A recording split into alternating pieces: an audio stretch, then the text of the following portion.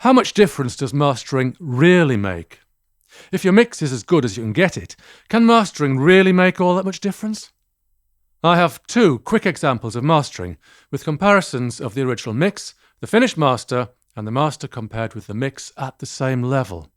The examples are snippets from Computer Music Magazine's November 2016 issue, where you can access full versions of the tracks and also watch a detailed video of the mastering process at the famous Metropolis Mastering Studio in London.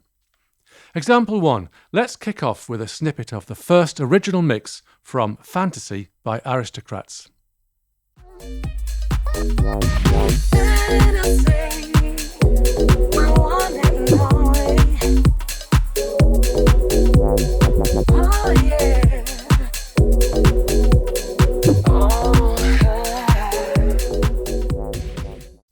It doesn't sound bad at all. The mix seems entirely appropriate for the genre of music. If you're curious, the level of this snippet measures minus 11.3 LUFS, LUFS. I wrote about LUFS quite recently, and it is becoming an increasingly important topic. The level is louder than the original because I normalised it to 0 dBFS, which makes it the loudest it can be without specialist mastering techniques, and without changing any aspect of the audio other than the level. And now the mastered version of the same section.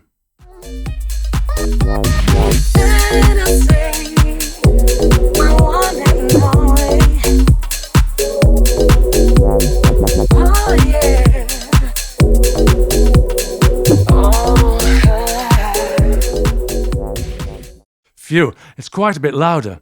But as of now, that is considered to be one of the functions of mastering, to make the track louder, hopefully without affecting the audio quality too much. The level, by the way, is minus 6.9 LUFS, which is indeed pretty loud. But other than loudness, has the mastering process really made the sound better? Here is the mastered version, brought down in level to match the LUFS value of the original.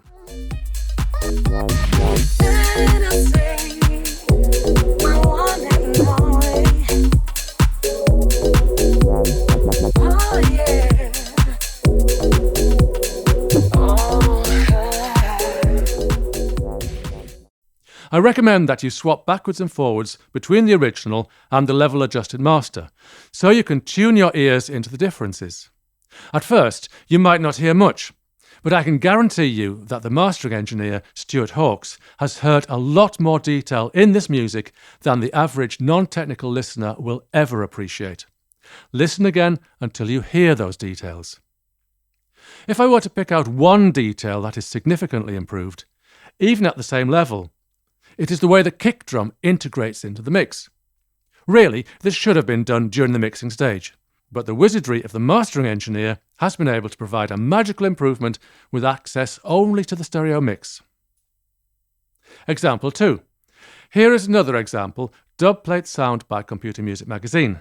Once again from the November 2016 issue of Computer Music Magazine, where you can hear this material in very much more detail. Here is a clip of the original mix normalised to 0 dBFS so that it is as loud as it can be without mastering. Bring on the dubplate sound, how we have on the place down. Bring on the dubplate sound, dubplate sound, dubplate sound.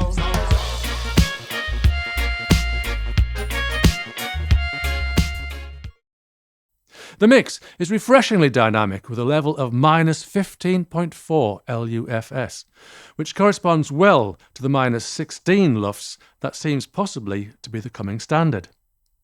And the master? Bring on the dubplate sound, how we have on the place down. Bring on the dubplate sound, dubplate sound, dubplate sound.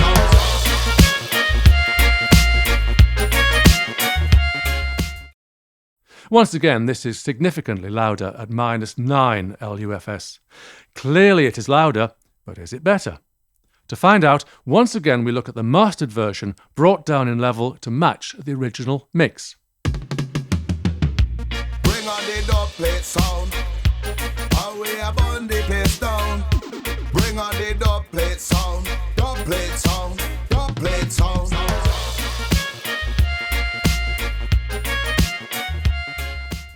This time, I feel that the main benefit has been to bring up the lower level sounds and ambiences that are present in the mix but don't make themselves felt. This, of course, is what always happens in compression or limiting. So the mix engineer could have done this. Also, the snare drum has a more processed kind of texture, which some might say is contrary to the spirit of the genre, while others might say it brings the sound right up to date into the 21st century. It's a point to debate, perhaps. Conclusions.